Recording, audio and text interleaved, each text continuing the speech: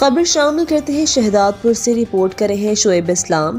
شہداد پور میں station road main بازار میں نالیوں اور گٹروں کا گندا پانی بہہ نکلا۔ ٹرافک کی روانی آمد و رفت میں دشواری کا سامنا، کاروباری زندگی ٹھپ۔ تفصیلات کے مطابق شہداد پور کے مین روڈ نزد ہیسکو 2 کے قریب نالیوں اور گٹروں کا گندا پانی سڑک پر بہہ نکلا، جس سے آمد و رفت، سڑک کی روانی متاثر۔ جبکہ دکانوں کے سامنے گندا کھڑا پانی تھے، دکاندار زندگی ٹھپ ہو کر رہ گئی۔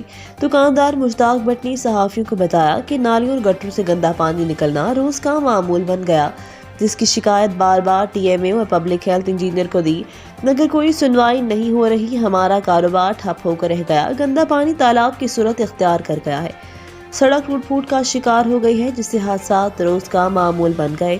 انہوں نے اعلیٰ حکام سے مطالبہ کیا کہ سیوریج سسٹم کو بہتر کر کے ہمیں گندے پانی سے بچایا جائے۔